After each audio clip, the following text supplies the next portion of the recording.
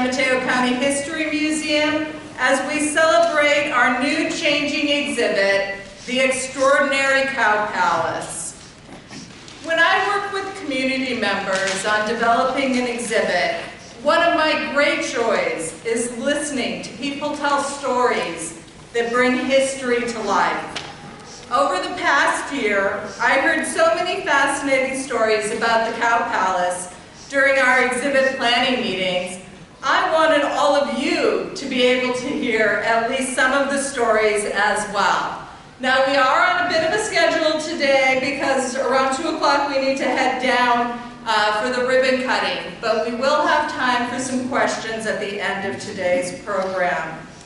At this time, I would like to introduce Allison Keaney, the Chief Executive Officer of the Cow Palace Arena and Event Center. She is the moderator of today's panel. Welcome. Thank you, Carmen. Welcome. It's such a joy to have everybody here. Working on this exhibit has been fantastic, watching the history of the Cow Palace be unearthed, unveiled, brought out of closets. For me, it's been a walk through my childhood. All of those things that we attended as a family, all of those things we saw, every place we got to go and have a good time together and enjoy this incredible, incredible place. Today, it's my pleasure to introduce a panel who knows far more about that than I ever will. Together, collectively, in my rough math, they represent probably about 200 years of experience at this incredible venue, and they all look really good. So without further ado, each one of them are going to speak to you for about 5 minutes, and we are going to have a little time afterward for questions. So let me introduce to you, first of all, John Root, who started work at the Cow Palace in the parking lot and worked himself up to CEO, doing a fabulous job ushering the Cow Palace through incredibly successful years. Then George Yerby, who served on the Cow Palace board from 1987 to 1999. Donna Peralta, Assistant Cow Palace Office Manager from 1970 to 1980. Bruce Eade, Cow Palace Box Office Manager, 1987 to 2020. You can imagine all the amazing entertainment we saw.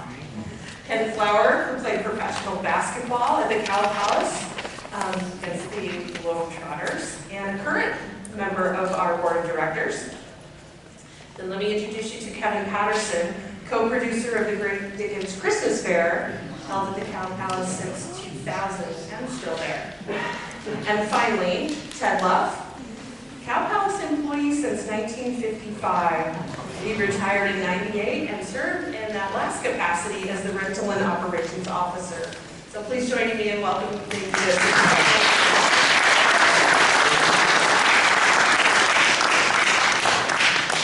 And we are going to start with Mr. Root.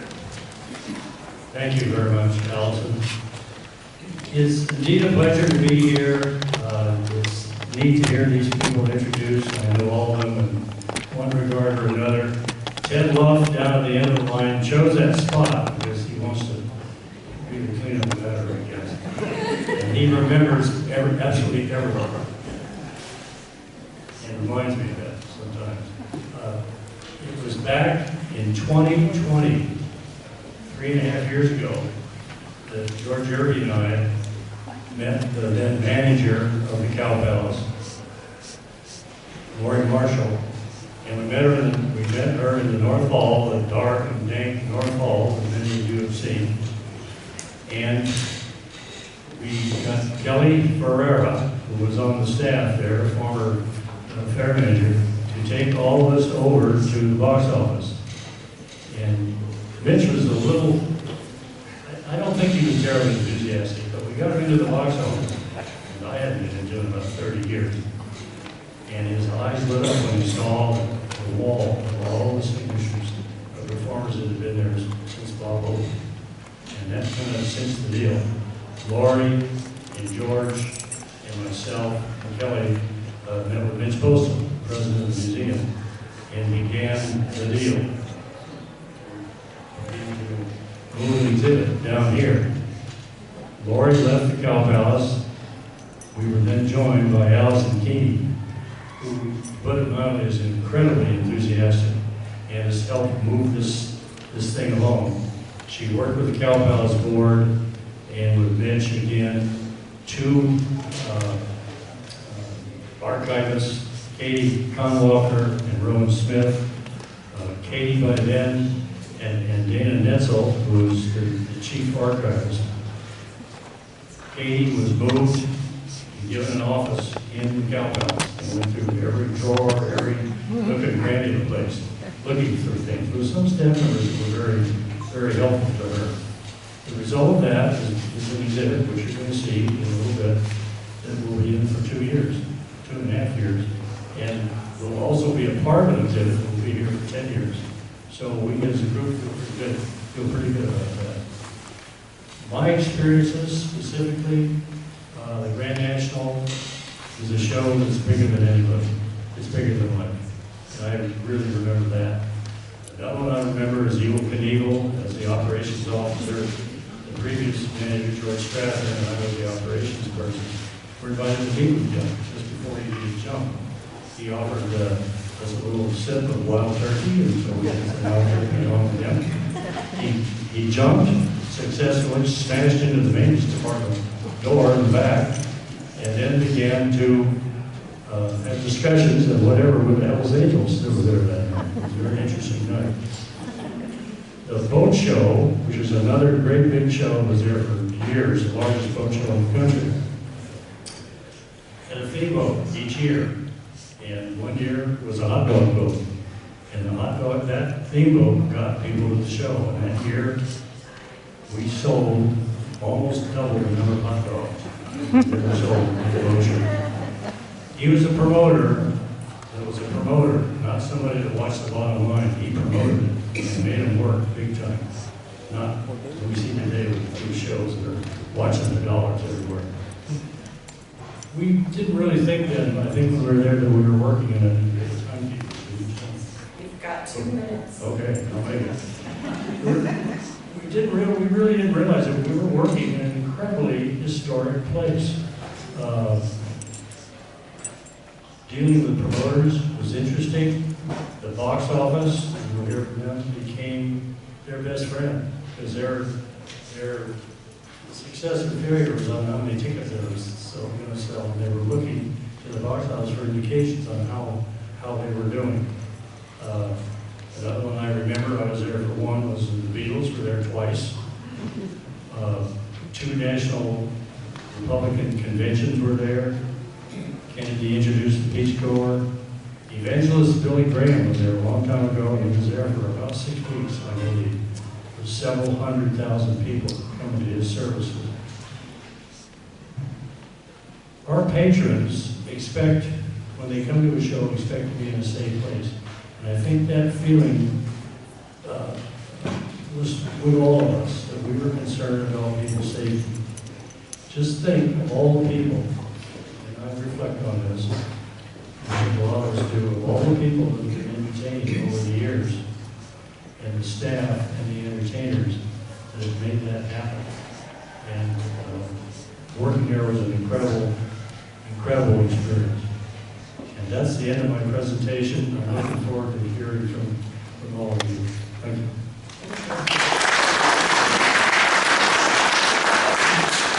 George. Well, thank you all for coming. This is a surprise that John and I looked at each other a few minutes ago. Where all these people come from?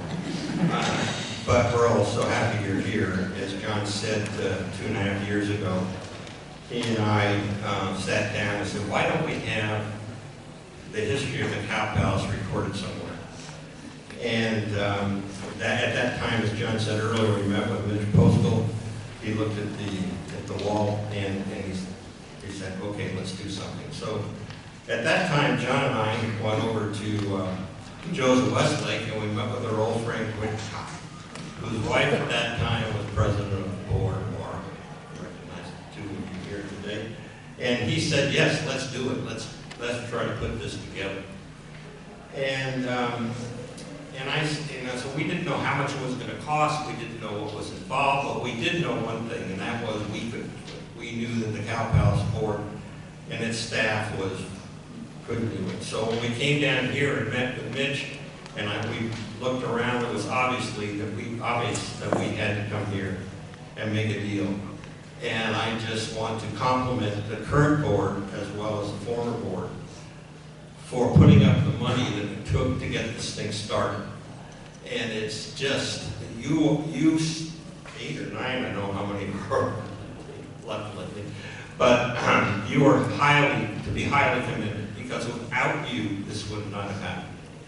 And we all at this table, and everyone will see this exhibit from now and forever, have you to thank for funding this project, which I haven't seen it yet, but I think it's going to, John has partially, it's going to be terrific. I do want to recognize, and I don't know who all's here, the original board, it's rather interesting, the original board of directors was headed by a guy by the name of Richard Tobin, rather astute looking chap. He was president of the Hibernian Bank. And I think what it goes to show when you look at the original 9 directors, that they had to be very powerful to put together the money with the EPA and the governor, James Rolfe, to fund it. It was $250,000, and that was a lot of money in those days, but he was able to put together the money with the EPA, and that's how the Cow Palace was built. And the reason it was built is because in Chicago they had the grounds,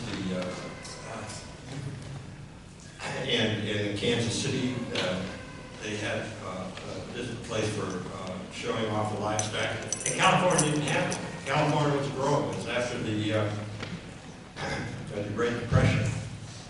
So we have the 9 directors who I'm hoping that 2 of the directors, of the original directors, might be here. I don't know if Joanne Hickey Peralta was here, but I know she's been invited. And also Nina Clinton, whose husband was a relative of Horace Hampton, who was also on the original board. It's also interesting as a side note that if you drive up 280 and you see Hickey Boulevard, that was named after Mr. Hickey. It's also noticeable that Amphlett, who was the founder of the San Mateo Times, has a street named after him. And who else, of course? Howard.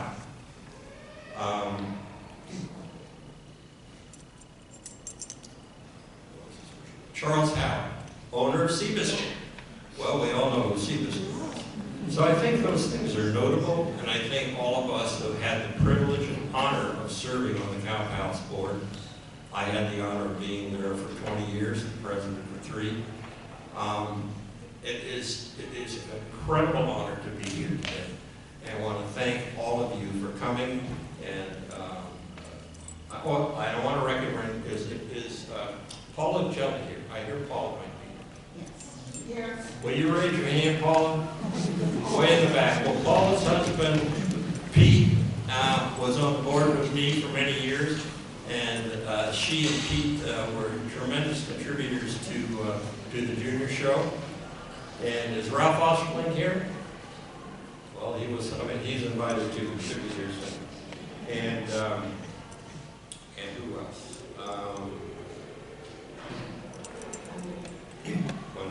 Okay, done. There again, thank you all for coming. And if there's any questions regarding the history, we can go over that a little bit later. But it is really exciting to see this opening soon.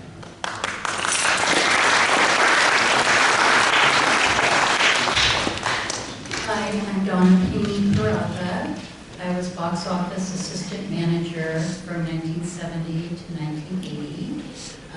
Actually worked part-time prior to that while I was in college and under Georgia Christensen. She was the most amazing woman to work under. She was like my second mom. Anyway, working at the Cow Palace was like a family. You knew everybody, you got to know all the people that came, all the customers that were regulars, and you just got know everybody. It was quite a family. The wall is probably one of the most historical things because everybody that performed or was there pretty much signed the wall. I enjoyed that part so much, and there were times when certain performers couldn't come into the box office, so we would take the panels down and bring them to their dressing room. I got to do that for a couple of people, and it was pretty exciting for Elvis and Tom Jones and some of those. So those are some special times. All the background scenes, you had no idea what went into putting on a show. Everybody in the background, nobody knew there were hundreds of people. The maintenance crew, the setup crew, everything. It was pretty amazing. And the box office was naturally a very fun area to work because you knew how excited people got to just come to a show. So many shows during that period were very popular and sold out. I mean, it was a very thriving time. Concerts, the Grand National, circuits, ice shows, you name it, sporting events. It was exciting because everybody wanted tickets. And there'd be lines and lines, and you'd look out in the parking lot and see the mass of people, hundreds of people. And everything was done manually. There were no computers then, so it was pretty amazing what went on. We counted tickets by hand,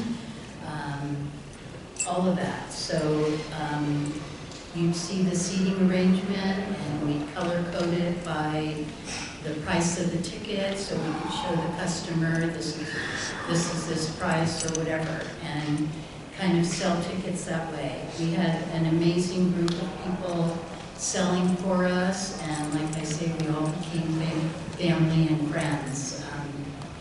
It was a pretty exciting time. All of these people probably have a lot more history and stuff, but I was in the box office and loved every minute of it. Like I say, it was a total family affair, both on the customer side and on our side. I think that's all I have to say. Thank you.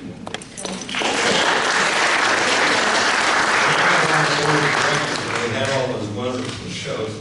I didn't know I knew so many people who wanted tickets. Oh, right, that's for sure. Everybody, if they knew you were in the box office, you got a lot of phone calls. A lot of practice. Hi, my name is Bruce Ede. I was in box office management for 1987, 2020. But I was also a customer before that. So my first show was Rod Stewart and Faces in October of '73. And one of the most infamous shows was right after that, with The Who, where Keith Moon passed out twice. And they called a guy from the audience and said, is there a drummer in the house? They called the guy up there and finished the show for at least a couple more songs so they could get the show done. And one of the things about that show, since that was the biggest thing about it, it was kind of forgotten, is that Leonard Skinner opened the show and they were booed off the stage after 3 songs. Not that they were doing a bad job, it's just that, everybody wanted to see The Who right now. So, my first day in 1987 was I came on during the boat show, which was very fortunate because I got my tour and everything was open because the boat show used every single nook and cranny of the whole building. So that was a great way to be able to see the building. Let's see, the wildest shows I ever worked, that several of them that there were, was the Exotic Erotic Ball. And that was not even the show itself, it was working with the promoter on the days before the show, because he was crazy. Those were just wild nights, so that was just amazing. The most challenging shows were the long shows, In the old days, the Grand National used to be like 2 weeks, so we'd have 10 performances, and that was quite a challenging thing. And then also like the boat show, the circus, Disney, and Dickens, they're long shows, so that's always challenging for the staff in the box office and otherwise.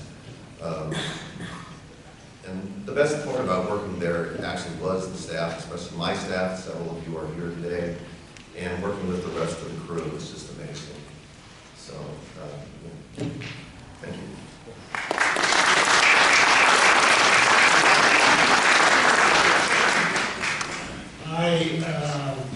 And I want to mention to Mitch, first of all, what a great staff you have and all the work and activities that you have.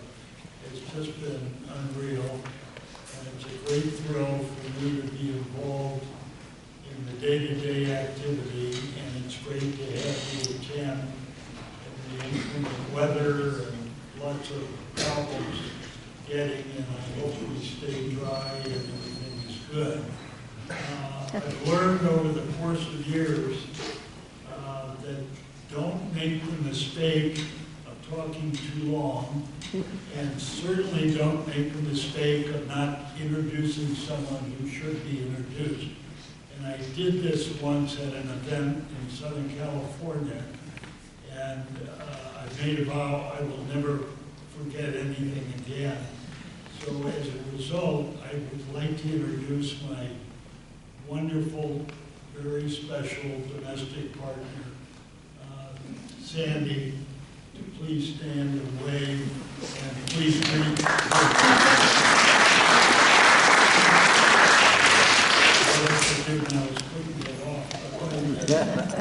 Tell you that my historical activity with the Cow Palace goes back to high school days, when it had first opened in the 40s. And the older guys in the neighborhood, I grew up in the Haight-Ashbury area, would pick me up, and the guys were really nice with the young kid. At the ticket window, they'd let me come in and watch. And the Cow Palace had a very, very special group that came and played. Yale was here against Stanford. Manhattan, teams from the East, from Illinois and the Big Ten. So it was really a splendid and great thing to go watch. And then I had the very, very good fortune when I went to school down south that USC would come up at least once a year to play at the Cow Palace against doubleheaders here, there, but we'd always play St. Mary's, Santa Clara, and USF.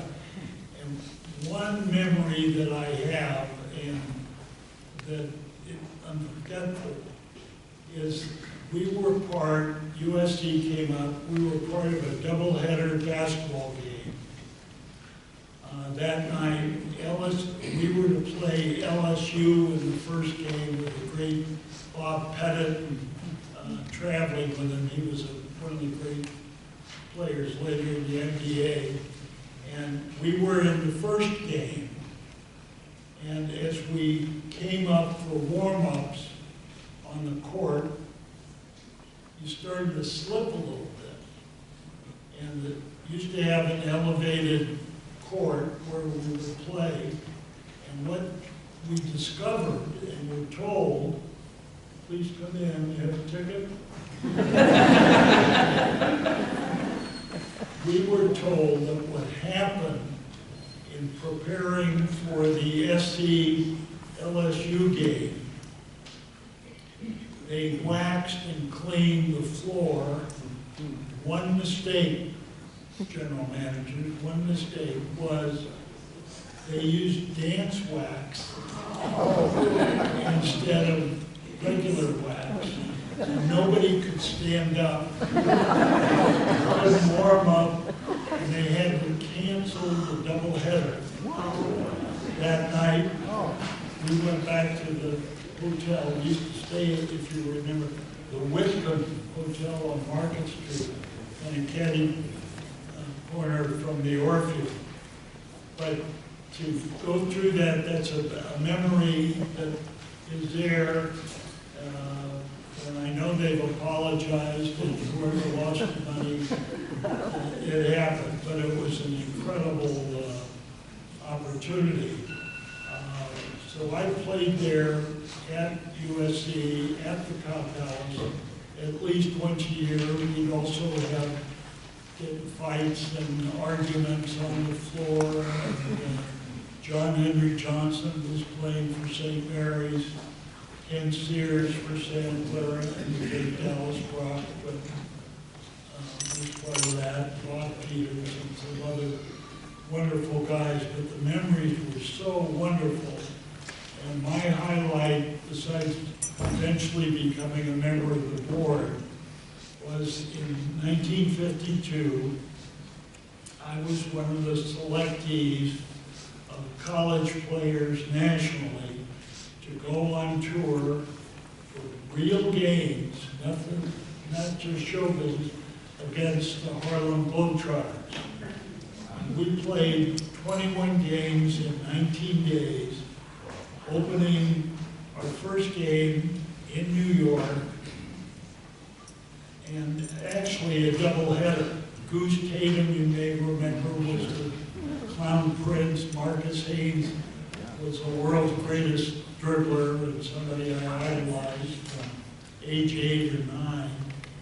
And we had a doubleheader at Madison Square Garden, playing for the first time together after gathering with this all-star team, because we had a 2 o'clock in the afternoon game, and then again at 9 o'clock at the Garden, because Marcus Haynes and Goose Tatum were on the Ed Sullivan Show. They had to shift it all around, but that's a great memory along with the celebrity activity. And we came to the Cow Palace. I wasn't married yet, but I was earning enough money from the Globetrotter tour, and we had real games. We won 7, they won 14, and then we went south to LA and played a night game at the Coliseum, and had close to 40,000 people for a night game. And finished in in Boston, and with special guest Eddie Fisher, who was a pal of Dave Saperstein. But you don't want to hear all that part of it, and I would say thank you all for coming, and it's thrilling to be part and to work with the staff and our new CEO, and I have such great memories about it in San Francisco, and maybe we'll get a chance to talk more about that part of our life.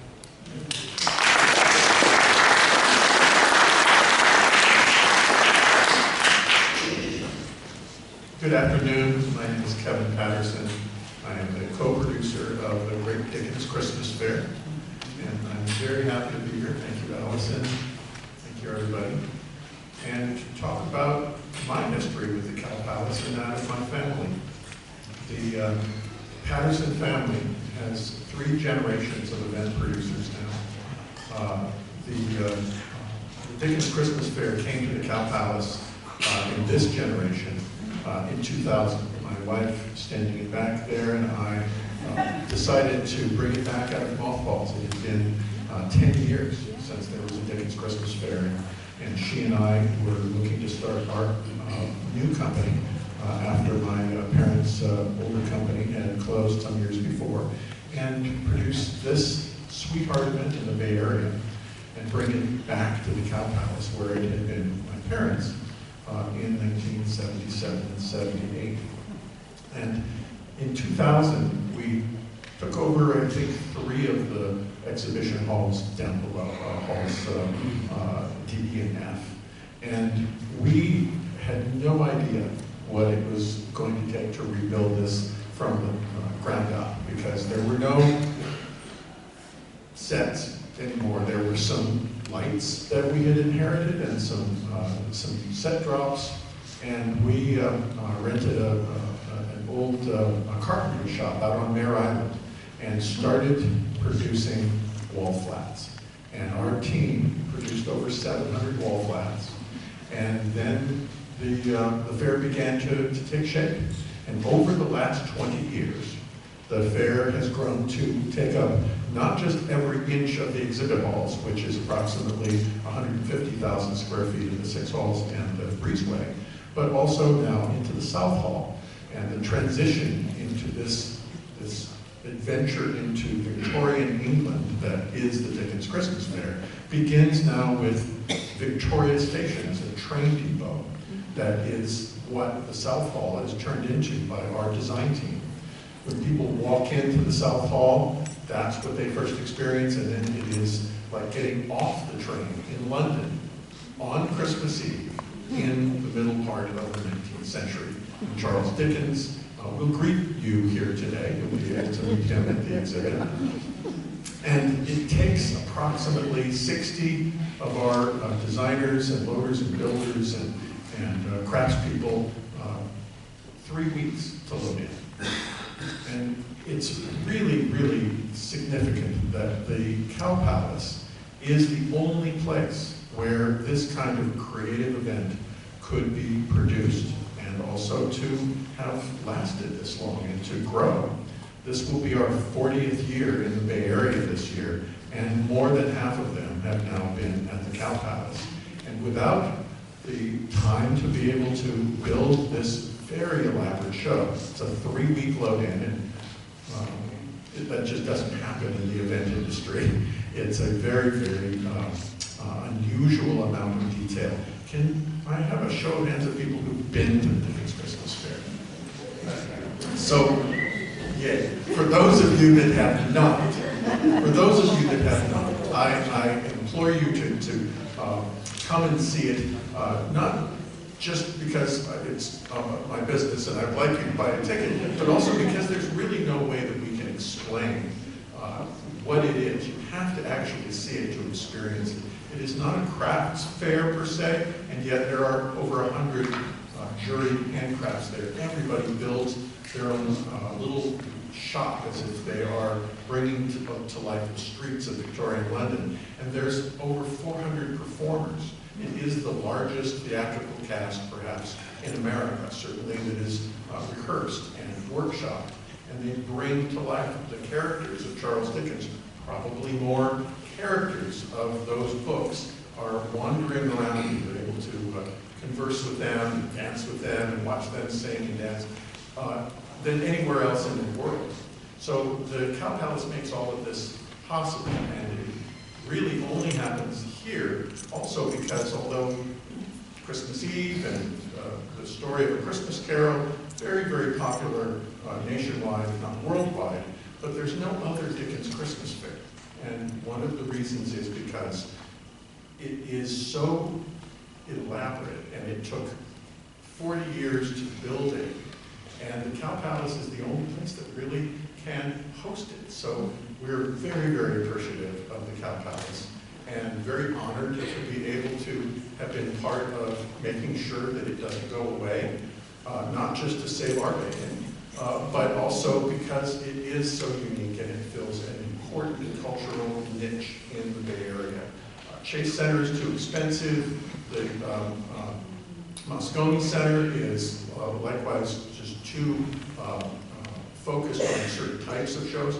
There isn't any place other than the Cow Palace in the entire Bay Area, in California actually, because we've looked, that has this kind of flexibility to allow for creativity. And I think we will see more creativity at the Cow Palace in the future. I started at the Cow Palace as a 17-year-old security guard working for my mom and dad. My sons both work for my wife Leslie and I, starting in the early part of this century. And Andrew, our 36-year-old son now, took over as general manager 3 years ago. Before that, he he was production manager building that set with hundreds and hundreds of flats and dozens of crews. It is, if you put it on a series of tractor trailers, it would fill about 20 of them now to get it from one place to another. The Cow Palace allows us to store that set in one of the old cattle barns that isn't used for anything else the rest of the year. So it is able to support us year-round that way. And we're the largest event at the Cow Palace now. Over 70,000 people come to the Dickens Christmas Fair over a 5-weekend period. So there's a lot of appreciation, I think, for the Cow Palace from various user groups that we bring to the Dickens Christmas Fair from all over California and actually the Western United States. The Dickens Christmas Fair is now so popular that we sold out before we even opened 3 of our days this year, and that's happening because people are able to purchase tickets online only, and so we can see exactly how many people have purchased, which was never something we could do before. And so it's possible for us to say, no, that's as many people as we can comfortably accommodate, and then the experience is able to be curated for people so that it's not too crowded. And one of the highlights of the growing up that I experienced and that I got to watch my children experience is this notion of being able to completely suspend disbelief. That you're in Victorian England, in London, on Christmas Eve, and you can have a spiced hot cider and join the dance in Fezziwig's dance parlor and really feel like you've stepped into the pages of a book, and there's really nothing else quite like that. And the Cow Palace is really responsible for why that's possible. I would also like to thank the staff of the Cow Palace, and over the years, the CEOs. When we first brought it back to the Cow Palace in 2000, Michael Waker was still the CEO, and he had been the CEO to the time almost when my parents were there, so we worked with him in 2 generations. And in 1977, when my parents showed up to sign the lease for doing the first Dickens Christmas Fair at the Cow Palace, John Root was the CEO, and my father gave him a top hat, and he still has that top hat. So there's a family of people that have come to make the Dickens Christmas Fair possible, of over 1,000 performers and employees and vendors, and I'm very pleased to be able to hand the operation to my wife and I, to our son Andrew, and he can't be here today because he has a 5-month-old baby boy who hopefully will be the 4th generation of Patterson. He's already in training.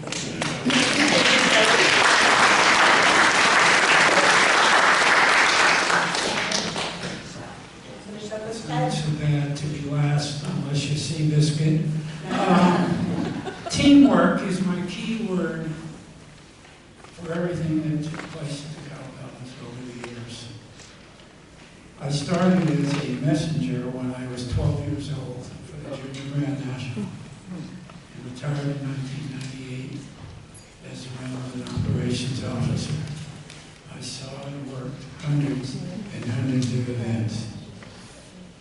Over the years, I met several famous people and some very important people. The most important person is sitting right in the front row with my family. My wife, Jan, my granddaughter, Angelina, and my son, Tony. In a few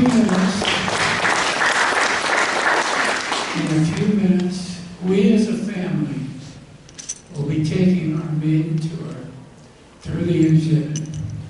The first thing you pass through is a turnstile. It's reminiscent of the hundreds of thousands and many families that passed through those turnstiles over the years to watch all of the family shows that were presented. The Grand National the Junior Grand National, the circus, the ice show, sports, and all of the events that took place, many of which were only able to take place at the Cow Palace. Evel Knievel couldn't jump anywhere else because no one else had the space. When we started this project a few years ago, we talked with Mitch. One of the things that he asked was, do we have an innovator, a pioneer, somebody that got the ball rolling? Without a doubt, that man was Ed Duran. Ed gave me my first job. He also was my first boss and my mentor for many, many years. Ed had a different management style than anybody else. He was unique. His management style was basically like the person I was named after, Teddy Roosevelt.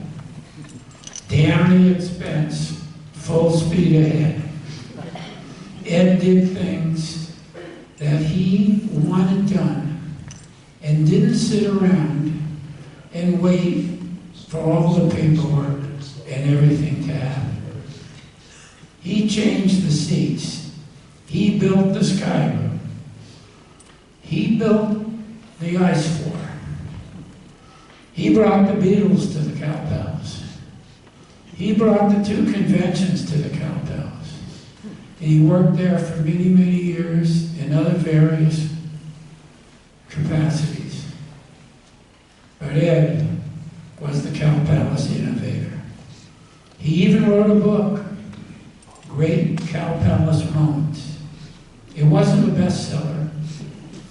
It's out of print, but if anybody's interested, you can find it at the Peninsula Public Library.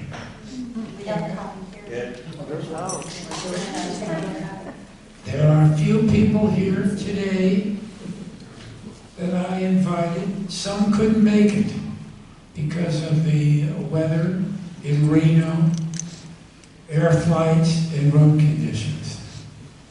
But I want to ask David Lipschultz, are you here? Jim Fitzpatrick? Jim Fitzpatrick was a former roller derby skater. David Lipschultz was the owner of the Bay Bombers roller derby team that performed for years at the Cow Palace. Not only was Jim a skater, he also took many pictures in the Royshire days of wrestling. He has donated an entire roller derby uniform, complete with helmet and skates, a complete uniform that was used for many years and many games that took place at the Cow Palace. I know Bob Rosenthal is here because I can see him. Bob Rosenthal started in the 1960s as a vendor for Welch Catering, hawking sodas, popcorn, and all that kind of things. He eventually became a merchandiser, selling programs and millions of dollars worth of t-shirts. He is still the merchandise manager at the Cow Palace, as well as for the San Francisco Giants, the Oakland A's, and I believe the Sacramento Kings.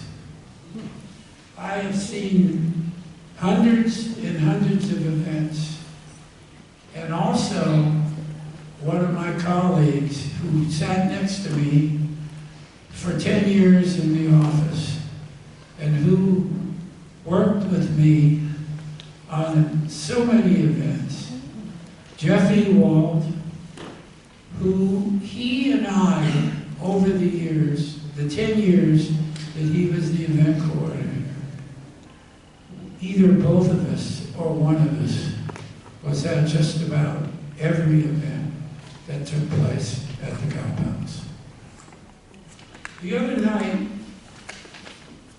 through the magic of YouTube, I was watching a Warriors game.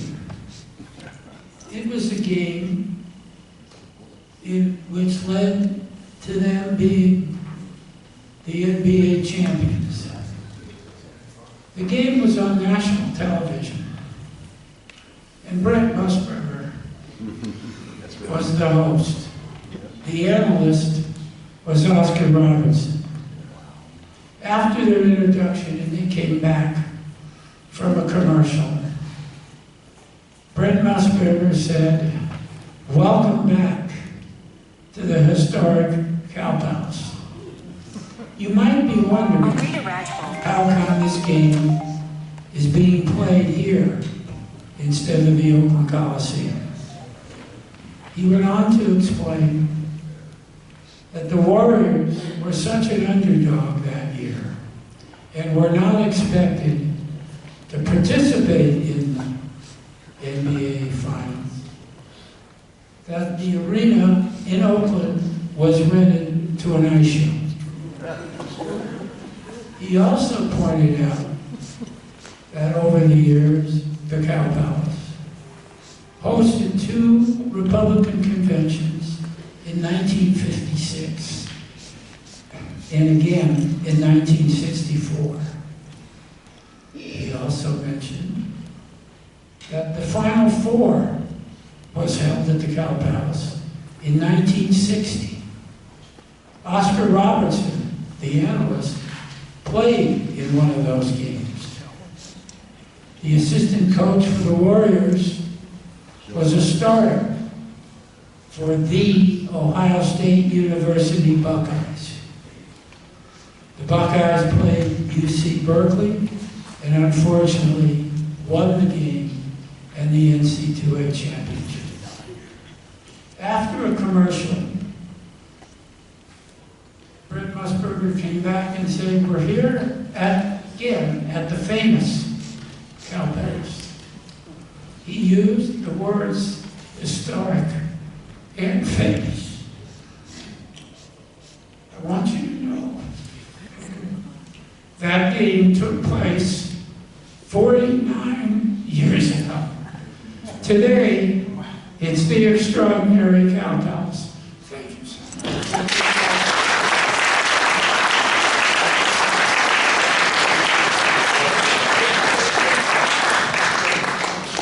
We have time for a few questions, and Carmen's going to give us a hand from the audience with the microphone. Does anyone have any questions for our panelists?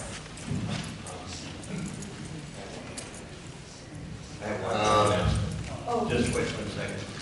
Joanne Hickey Peralta has arrived, who is the great-granddaughter of Thomas Hickey, who was on the first board of directors. Joanne, would you please stand?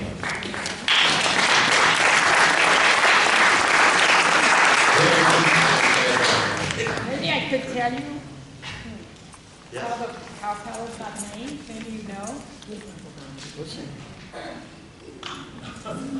So anyway, my name is Joanne Hickey Peralta, and Uncle Tom, we called him Uncle Tom. Tom Hickey was my father's father's brother. And he came originally from Chicago. Our Hickey family, that side, came from Chicago when he was 21, and he was sent out to be the manager of the new Swift company that was in South San Francisco that was open. He did tremendous work to get the Cow Palace formed and started. He was on the San Mateo County Board of Supervisors for years, and he did a lot on all the roads, including keeping El Camino. He was born in the late 1800s.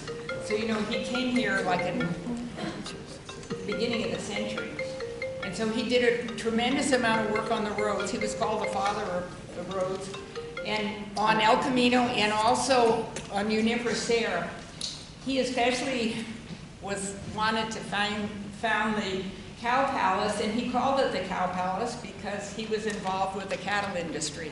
And so he's the one that actually got it formed and named it the Cow Palace.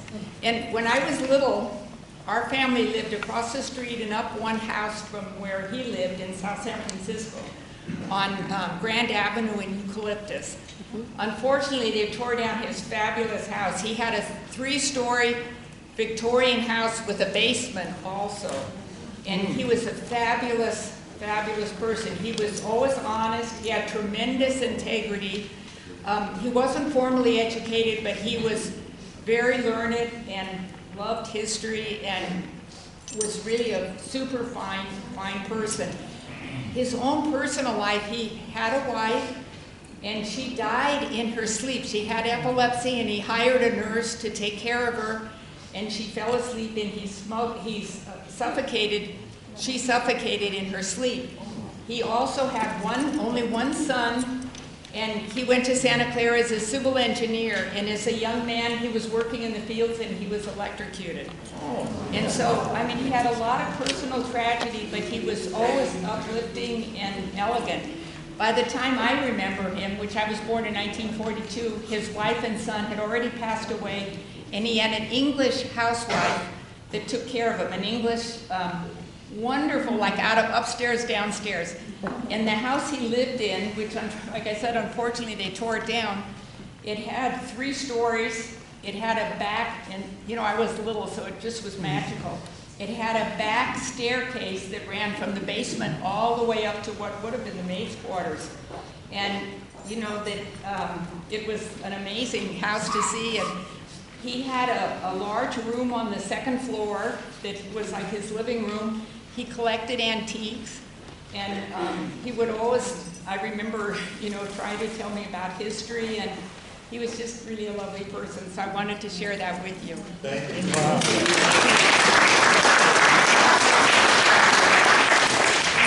I'm gonna remain anonymous, but Some things are impossible. I wonder if anybody on the panel can tell us the year and the occasion on which, according to my memory, John F. Kennedy delivered a speech to about 13,000 people at the Cow Palace.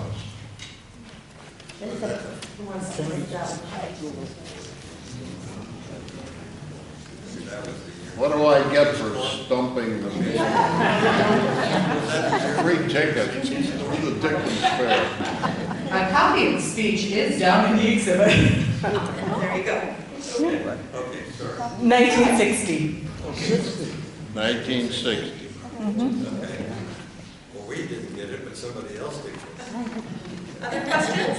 We have a couple, we can do a couple more before we have to come downstairs. I'll say that the speech was including the announcement of the formation of the Peace Corps. Right. Yeah. Right.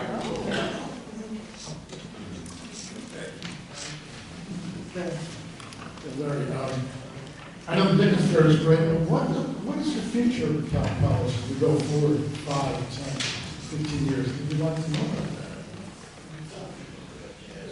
Would you like me to take that? Yes. Yes, I'll be happy to take that. Thank you. Thank you for asking. The Cow Palace is in a fantastic renaissance and resurgence right now that we're so excited about. We get to stand on the shoulders of giants, really. We have a wonderful foundation that's been presented for us that is before us.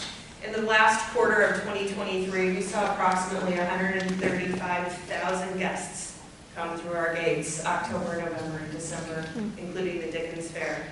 That means also that we've had concerts for the first time, I believe, since 2010, where we've had over 12,000 people in the arena. It's been a long time since that's happened. We've also, working very closely with the board, of course, the staff looks at the breadth and type of events, I guess I'm hungry. But the leadership committee actually just met last night and took a look at that strategic plan and the breadth of offerings, looking at the coming year to make sure that it is entertainment, it is family entertainment, it is sports, bringing back wrestling, bringing back boxing, bringing back, you know, pickleball. So putting that new face on the Cow Palace history. The Cow Palace has traditions and history, so what does that look like in the future? What does that look like for today? So as we look forward to this year here, it's bright. We look forward 5 years down the road, it's bright. And then we also look at other ways to serve the community, emergency response, community engagement, all of those kinds of roles that the Cow Palace never had to play before, but is called upon to play now, and working that into our repertoire.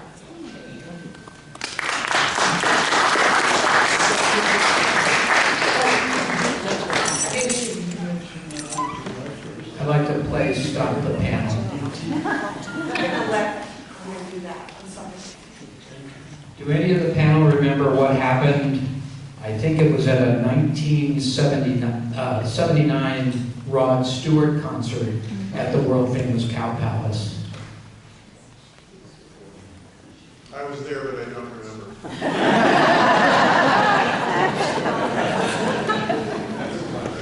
Oh? My wife Barbara and I were there, and in the middle of the show, it sounded like gunshots. So they had to get Rod Stewart off the stage. They had us all exit the Cow Palace out into the parking lot. And after they determined that it was just some firecrackers of some kind, they brought us all back in. They brought Rod back on stage, and he finished a good show.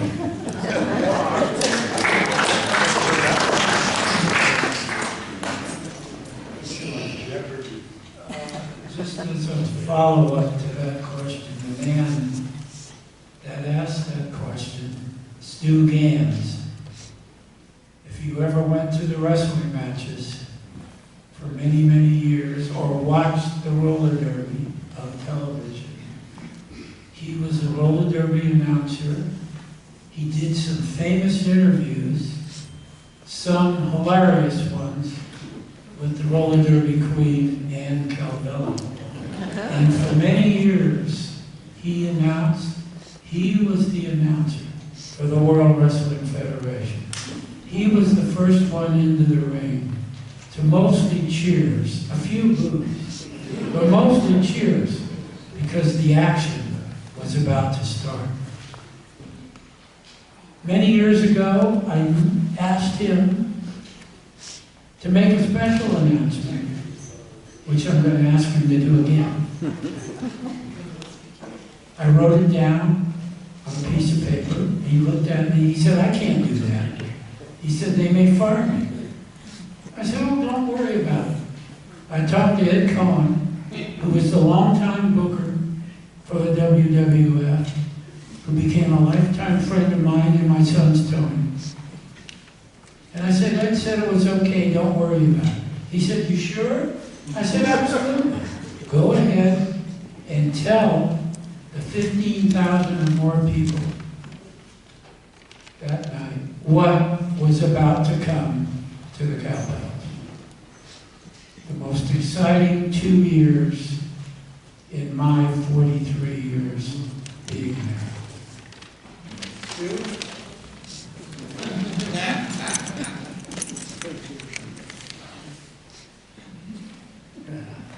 Good evening, wrestling fans. Welcome to the world-famous Cow Palace, interim home of the NHL's San Jose Sharks.